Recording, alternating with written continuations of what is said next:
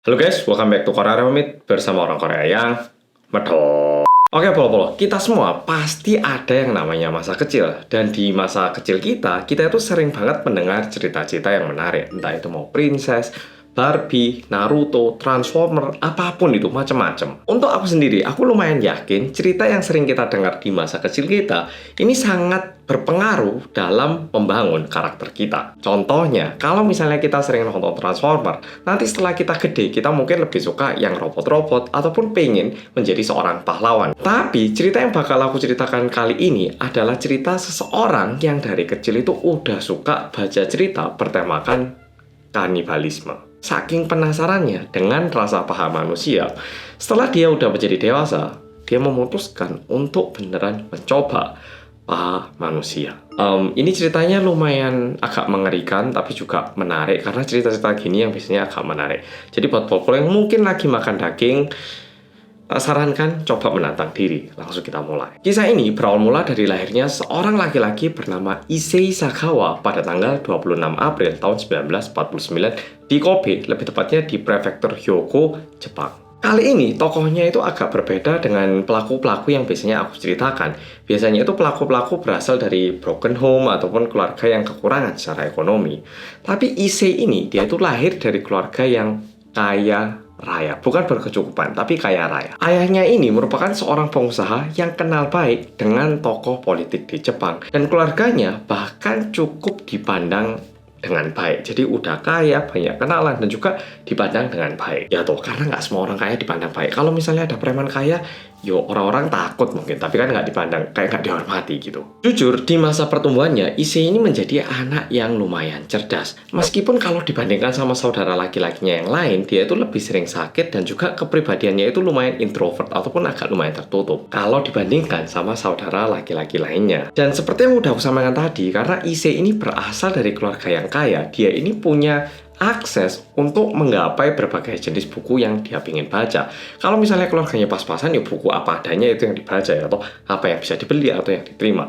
Tapi Issei, dia itu punya banyak pilihan buku yang bisa dia baca. Jadi dari kecil, dia ini memang suka mengoleksi banyak buku, dan bukunya ini berbagai macam genrenya, nggak cuma satu macam. Tapi buku favoritnya Issei ini merupakan buku cerita dongeng yang bertemakan kanibalisme, dan dongeng favoritnya dia ini berjudul Hansel dan Gretel. Bukan Hansel dan Gatul, oke? Bukan Gatul ya. Hansel dan Gretel. Mungkin di antara polo udah ada yang tahu cerita Hansel dan Gretel ini. Versinya lumayan banyak, dan seingatku ini cerita yang singkat yang mungkin bisa dibilang kayak rangkuman sangat singkat yang mungkin nggak terlalu tepat juga. Jadi ada kakak adik masuk sebuah rumah kayu. Nah, di dalam rumah itu ternyata ada nenek-nenek yang tinggal di situ.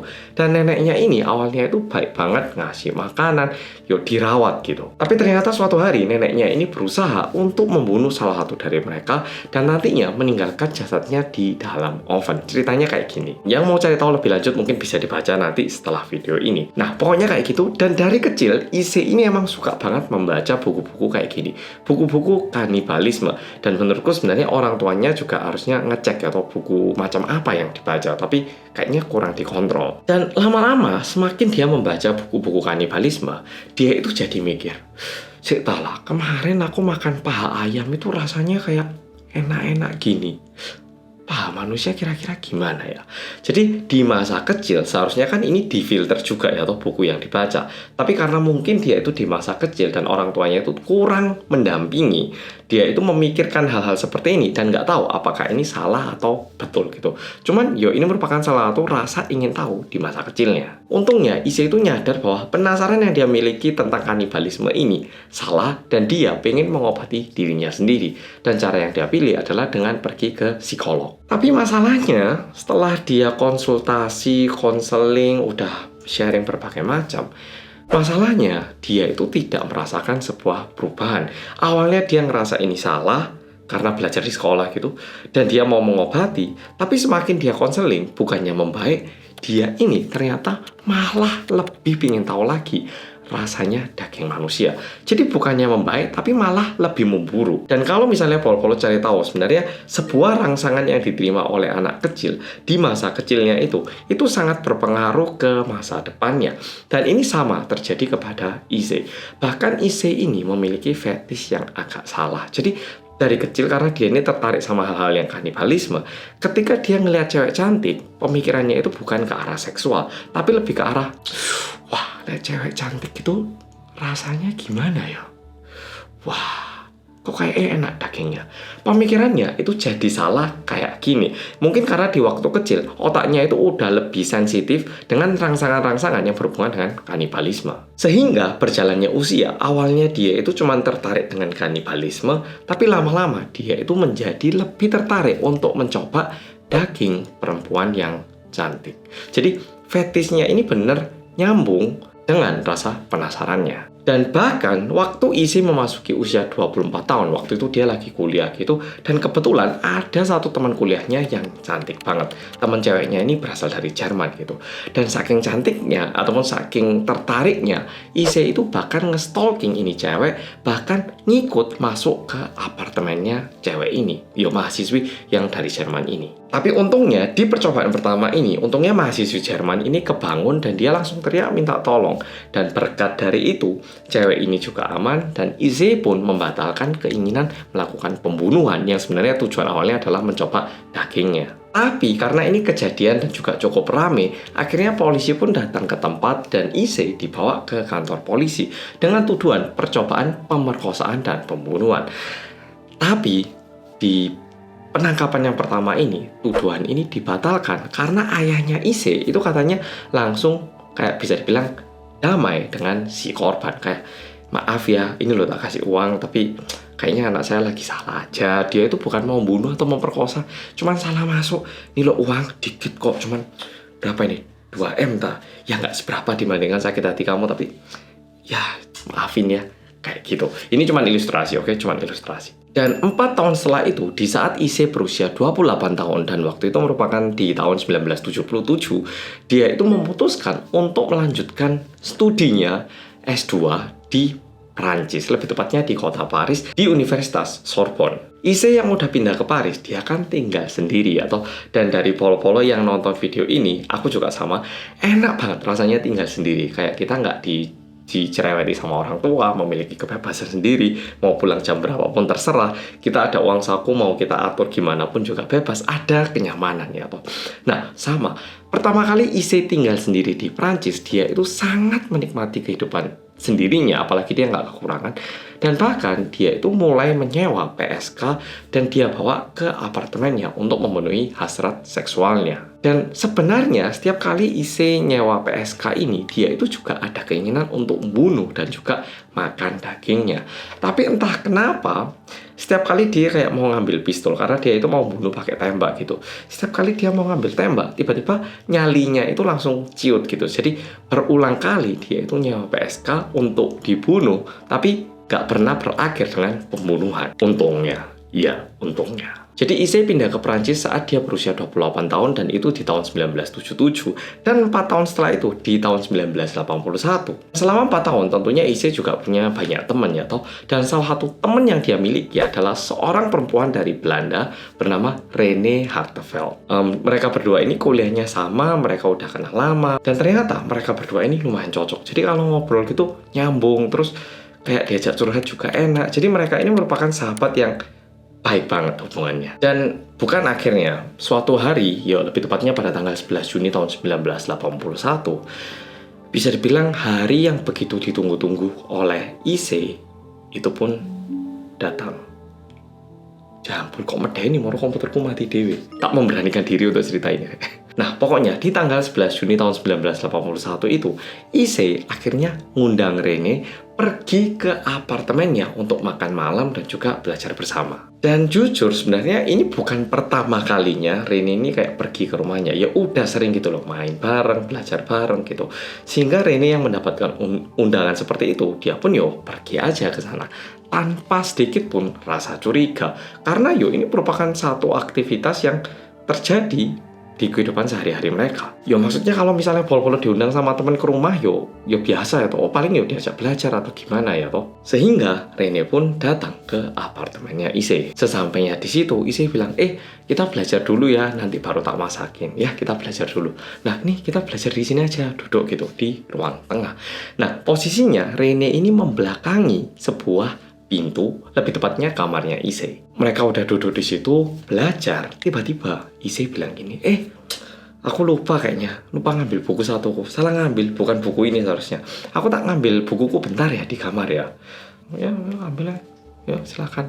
Setelah bilang seperti itu, Issei berdiri dan masuk ke kamar. Dan yang diambil sama Issei tentunya bukan sebuah buku, melainkan sebuah senapan yang udah dia siap. Karena dia udah membulatkan tekadnya untuk mencoba melakukan aksi yang udah dia bayangkan selama bertahun-tahun. Dan karena temennya ini, si perempuan ini, si Rene ini, dia nggak ada rasa curiga apapun. Dia nggak melihat belakang sama sekali, dia belajar gitu. Sedangkan si Issei yang udah menyiapkan senapan, dia itu pelan-pelan mengendap-endap mendekati si Rene. Dan dia melakukan aksi pembunuhannya dalam waktu yang sangat-sangat cepat. By the way, Issei ini gak goblok-goblok banget, Rek. Jadi dia udah menyiapkan senapan yang ada peredam suaranya. Dan ini dia tembakkan lebih tepatnya ke bagian lehernya Rene. Dan tentunya kita kena potong aja langsung sakit dan juga bahkan mengakibatkan meninggal ya, atau karena di sini ada arteri gitu. Tapi ini ditembak sehingga temennya ini langsung meninggal di tempat. Sebenarnya setelah Issei menarik pelatuknya, dia sendiri itu agak nyesel dan juga agak takut gitu, karena ini pertama kalinya dia membunuh seseorang, udah gitu temennya sendiri atau. Tapi karena udah terlanjur dia tarik pelatuknya dan juga temennya udah meninggal, Issei melanjutkan sesuai dengan rencananya. Dia langsung memperkosa Rene yang udah meninggal terlebih dahulu. Dan setelah dia puas memperkosa Rene yang udah meninggal, baru dia pergi ke supermarket untuk beli pisau daging. Dan tentunya aku nggak perlu menjelaskan kenapa dia beli pisau daging. Ya tentunya untuk menguliti ataupun memutilasi badannya si Rene ini. Issei udah beli pisau, dia balik ke apartemennya. Dan waktu mau dia mutilasi, dia ngelihat temennya yang meninggal jadi mikir, "Sitalah, apa mending sekarang aku menyerahkan diri dan nelpon ambulans ya? Ini kok kayaknya nggak benar gitu." Nah, di satu sisi ada pemikiran seperti ini. Tapi di satu sisi ternyata ada setan yang bisik kayak gini. Issei, kamu lu udah menunggu hari ini selama 32 tahun. Masa ini udah meninggal kok kamu nggak nyoba sih? Ini lo udah sampai sini, kamu udah terlanjur. Selesaikanlah rencana kamu. Ini udah sesuai rencana kamu. Oke sih, jangan mundur, lanjutkan aja. Nah, ada bisikan seperti itu juga. Mendengar itu, Issei ternyata lebih tergoyang dengan perkataan setan, sehingga dia memutuskan untuk memotong dan juga menguliti badannya si Rene ini. Dan ternyata saat Issei motong badannya si Rene ini, dia itu benar-benar udah ada rencananya. Jadi waktu dia potong, dia itu bagi bagian yang pingin dia makan dan bagian yang kurang dia pingin makan, ataupun bagian yang pingin dia simpan di kulkas gitu. Dan bahkan 2 hari ke depan, menu makanannya Issei adalah daging si Rene ini. Dan bagian favoritnya si Rene ini agak parah ya, adalah bagian paha, payudara, bokong, dan juga lehernya si Rene. Jadi terkesan kayak bagian-bagian yang seharusnya lebih menarik secara seksual, itu dia tetap tertarik, tapi pengennya bukan cuma dipegang ataupun dinikmati saat berhubungan seks, tapi lebih ke arah dikonsumsi gitu. Kayak jauh beda sama orang-orang normal gitu. Dan kalau kita pikir, kita beli daging sapi aja kan kadang cuma 1 kilo, 500 gram, ataupun ayam 1 ekor kan nggak banyak ya toh. Tapi ini bayangkan manusia, tentunya dagingnya itu banyak banget. Dan kalau misalnya dia simpan di kulkas pun, sebenarnya pasti membusuk. Kalau dibekukan agak beda cerita. Tapi kalau di kulkas, mana cukup juga ya toh. Dan ada pula bagian-bagian yang sebenarnya nggak pingin dia makan. Kayak kepala, kaki, organ dalam. Gitu itu nggak pingin dia makan, tapi dia simpan di dalam kulkas. Tentunya karena bagian badannya ini mulai membusuk. Tentunya apartemennya Issei ini bakal menjadi lebih bau lagi. Yang awalnya dari bau amis darah karena pembunuhan, sekarang ada bau busuk badan manusia, bayangkan. Sehingga dia Issei ini memutuskan untuk membuang bagian badan yang mulai membusuk ini. Dia itu mikir, ini kayaknya perlu tak buang di danau gitu. Karena mungkin kayak jarang orang pemikirannya dia kayak gitu. Bagian badan yang pengen dia buang, ini dia masukkan ke dalam 2 koper karena banyak. Setelah itu, dia naik taksi dan pergi ke sebuah danau yang berada di dalam Taman Bois de Boulogne. Sehingga aku barusan dengar kayak suara cewek. Ya, pokoknya. Nah, sesampainya di situ, ini merupakan awal mulanya kejahatan IC mulai terkuak. Sebenarnya sesampainya di sana, IC pun ya nggak goblok-goblok temen kayak dibuang gitu. Dia ke sana, dia juga memantau ada nggak sih orang gitu. Dan dia sengaja milih tempat ini di malam hari juga biar sepi gitu, kayak biar nggak ada saksi gitu. Dan ternyata waktu dia pantau itu nggak ada orang, sehingga dia menenggelamkan 2 koper yang udah dia bawa ke dalam danau itu. Dan setelah itu dia langsung pulang ataupun balik ke apartemennya. Nah, bukan masalahnya, ataupun bisa dibilang untungnya, koper yang dia kira tenggelam ini ternyata nyangkut dan nggak tenggelam ternyata. Di keesokan harinya saat matahari udah terbit dan waktu orang-orang mulai beraktivitas, orang-orang ini melihat ada sebuah koper yang ngambang ataupun ngapung di danau. Dan tentunya ini aneh banget. Dan tentunya orang-orang yang lihat itu lapor ke polisi, polisi datang dan polisi ngeliat, loh, ini apa ini? Nah, dikeluarkan dan ternyata waktu dibuka isinya adalah bagian tubuh manusia yang udah mulai membusuk. Dan karena ini sangat mengagetkan, tentunya Perancis juga sangat diramaikan dengan kejadian ini. Karena ditemukan sebuah jasad manusia yang mengapung di danau gitu, di taman gitu. Nah, tentunya polisi juga langsung berusaha mencari tahu siapa pelakunya. Dan hal pertama yang dilakukan oleh kepolisian adalah ngecek DNA-nya untuk mencari tahu siapa korbannya. Karena mau tahu siapa pelakunya, kita perlu tahu juga siapa yang dibunuh ya toh. Dan untungnya meskipun ini tahun 1980, kayaknya di masa-masa itu Korea masih belum secanggih ini. Pokoknya Prancis ataupun kepolisian Prancis berhasil mencari tahu ataupun mengidentifikasikan bahwa korbannya adalah René Hartevelt, yaitu merupakan mahasiswi yang lagi belajar di Universitas Sorbonne. Kalau ngeliat gini ini bingung ya. Dulu aja loh nyari korban bisa, sekarang semua udah digital kok yo, malah susah yo. Ya, tapi namanya zaman, mungkin sekarang pelaku lebih licik lagi ya. Dan yang dilakukan polisi adalah polisi mencari tahu temennya Rini ini siapa aja. Dan mereka coba datangi satu demi satu. Kayak temen A, temen B, temen C, datangi. Terakhir ketemu kapan? Kayak gitu. Dan pada tanggal 15 Juni 1981, tentunya karena teman-teman kuliahnya juga tahu kalau Rene ini merupakan teman dekatnya si IC, IC pun menjadi satu orang yang sangat dicurigai. Kepolisian Prancis pergi ke rumahnya IC tanggal 15 ini. Nah, sampai di situ polisi tuh mungkin ada firasatnya gitu ya. Polisi merasakan sesuatu yang aneh karena ada beberapa faktor sebenarnya. Pertama, ada beberapa barangnya Rene yang ada di situ kayak agak mencurigakan. Barangnya cewek di rumah ini. Udah gitu, ada pisau daging yang bisa dibilang lumayan besar di dalam rumah yang ditinggali sendiri oleh seorang laki-laki. Udah gitu, ada beberapa piring kotor yang terlihat kayak baru kepake juga. Polisi yang mulai curiga itu coba tanya gitu, Isi, kamu tahu kan kenapa kita kesini? Kita kesini, kita mau mencari tahu informasi tentang Rene yang mungkin merupakan teman kamu gitu. Polisi baru tanya kayak gini, ternyata Isi itu tiba-tiba bilang kayak gini, ya Pak, saya yang bunuh, memperkosa, dan mutilasi, dan juga makan jasadnya Rene, Pak.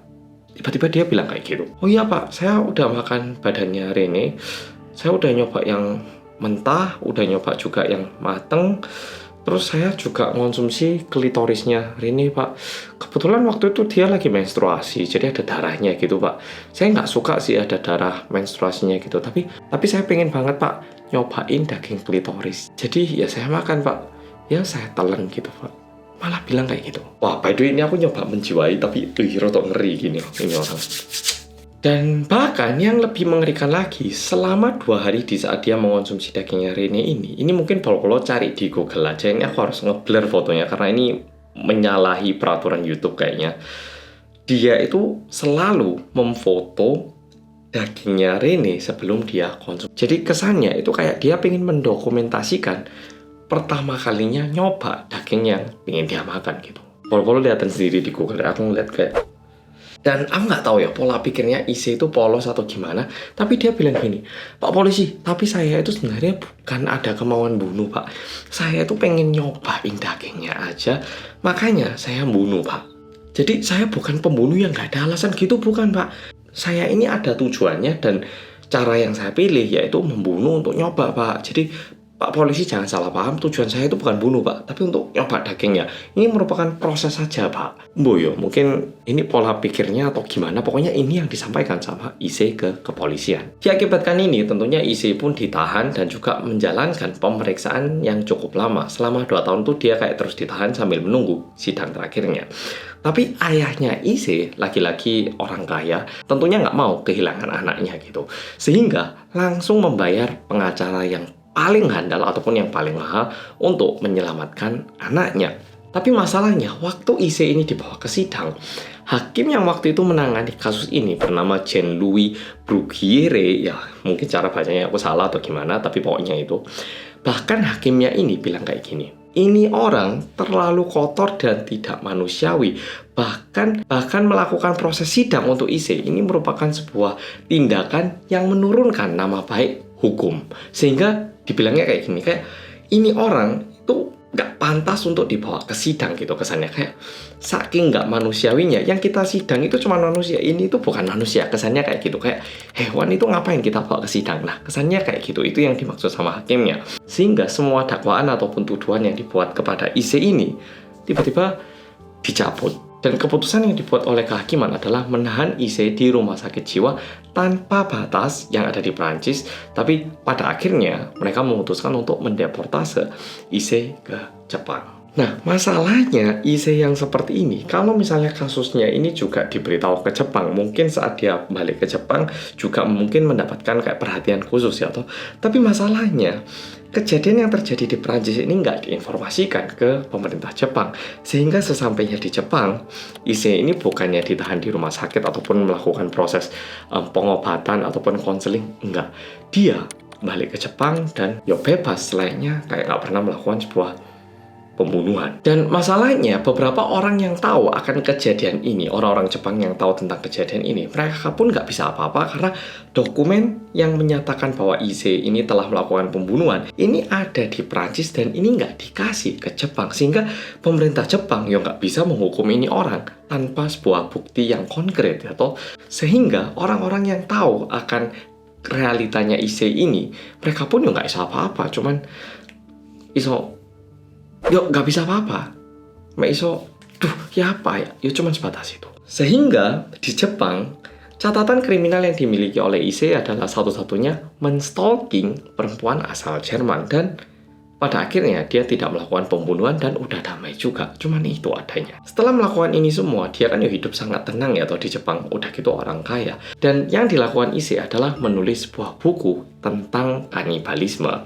Mungkin karena dia masih sangat-sangat tertarik sama hal itu, dia nulis buku tentang kanibalisme. Dia ini menuliskan buku selama 20 tahun, bayangkan, dari 1980 hingga tahun 2000-an. Dan bahkan sempat menjadi publik figur di Jepang. Mungkin karena beberapa orang yang nggak tahu ngiranya, wah dia memiliki imajinasi yang yang sangat beda. Mungkin ada orang-orang mikirnya gitu, dan saat dia menceritakan kanibalismenya di bukunya, mungkin terkesan sangat berbeda sama buku-buku kanibalisme yang lain. Jadi lumayan menarik gitu. Nah ini fotonya IC megang buku tulisannya. Dan di tahun 2015, IC ini dikabarkan dia menderita diabetes dan sempat menerima serangan jantung sebanyak 2 kali, dan kondisinya orang tuanya udah meninggal, tapi IC ini masih tinggal bersama dengan adik laki-lakinya. Dan dia itu masih berobat ke rumah sakit untuk kesehatan ya, bukan rumah sakit jiwa. Dan pada tanggal 24 November tahun 2022, akhirnya IC ini meninggal di usia 73 tahun dikarenakan komplikasi pneumonia. Sehingga bisa dibilang dia itu udah melakukan pembunuhan, mutilasi, nyoba kanibalisme, tapi hidupnya di dunia ini pernah tinggal di tahanan di Prancis hanya selama 2 tahun. Dan yang lebih menyeramkan sebenarnya gini, waktu pertama kali IC membunuh temennya, dia kan sempat agak ada penyesalan ya, atau setelah narik pelatuk. Mungkin itu merupakan perasaan manusiawi yang pertama dan juga terakhir untuk dirinya, karena setelah itu mungkin dia lebih merasakan rasa yang baru dan lebih tertarik dengan rasa-rasa itu. Bahkan di tahun 2013, di saat dia ngeliat sebuah poster yang ada foto cewek-cewek cantik di Jepang itu, dia bilang, wah, rasa daging cewek-cewek yang cantik kayak gini kayak gimana ya? Dia malah bilang kayak gitu. Oke, jadi video kali ini sebenarnya sampai di sini, dan aku pun saat menceritakan ini kepada Polo jadi mikir, wah lain kali anakku kayaknya perlu tak monitor juga buku apa yang dia baca. Dan kemungkinan kemarin ada kayaknya waktu video ini diupload kayaknya anakku udah lahir, jadi mungkin aku bakal sangat-sangat bahagia juga waktu itu. Tapi ya ini juga memberikan satu pesan penting kalau kita nggak boleh asal ngasih buku. Kita punya banyak uang bukan berarti kita asal kasih. Malahan kita memiliki lebih banyak hal yang perlu kita perhatikan karena aksesnya itu menjadi lebih luas lagi. Oke polo-polo, jadi video kali ini sampai di sini. Makasih udah nonton dan sampai jumpa di video berikutnya. Makasih. Maaf lah suara aku agak pilek.